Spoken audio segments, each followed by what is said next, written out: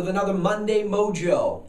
This week's quote: "Those who do not remember the past are condemned to repeat it." George Santayana, 1863 to 1952. He was a Spanish philosopher.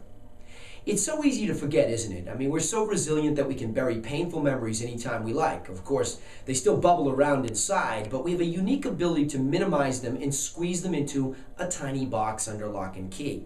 Yet the question remains, although this is a good self-protection method, is it really healthy at all? So let's consider why we bury anything. The obvious is the tradition of burying something that's dead. But what about the rest? How about history?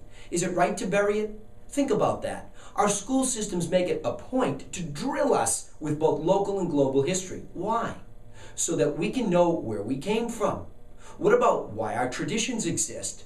Why our cultures do what they do, and why other places can have such varied beliefs? Well, perhaps it's all of the above and then some, but could it be even more simple than that? Maybe the reason we need to pay attention to history is simply to watch the way we behave and what simple patterns we follow over and over again.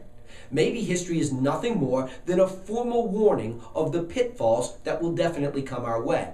Of course, the easy argument is that life is so different, that we've evolved so much. Technology advancement has so changed the world that how could history repeat itself? Well, I agree, of course, but have people really changed it all? I say no way. About 20 years ago in the United States, we had a financial crisis. The economy had heated up so much that greed had taken a deep hold on us.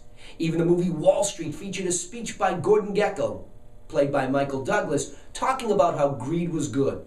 I get the point about how the desire to achieve has always been the engine for success, but not the corner cutting that goes with those that don't want to do the work it really takes and just want to pirate off the rest of us. Well, what happened next? The economy collapsed around the banking world, and when the lights came on, we realized that the savings and loan world was filled with fraud. We learned a tough lesson that was a real eye-opener. Right? Wrong. Look at us now. We're right there again, and this time around it's even more difficult because the negative effects are even worse and more widespread. So how did it happen? Those well-evolved people, where'd they all go?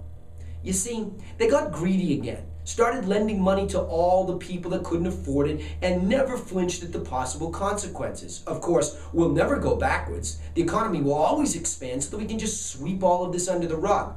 Well, along came the other great side of capitalism, its unforgiving side.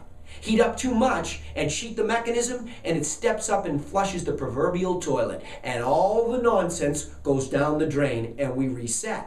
So what's the message? Look at what real success is. I'll argue it's peace of mind to live the life free of unnecessary stress. So how do you do that? Of course, you need to push yourself to be your best, but you must realize that slow and steady is the right way. Learn from those who live a low profile because they seem to have listened to the message, and they're the ones that are still smiling after all these years. Hey, this is Danny Griffin with another Monday Mojo that I'm bringing to you by freethinkingtools.com, reminding you to think and thrive. We'll see you next time. Thanks for being here.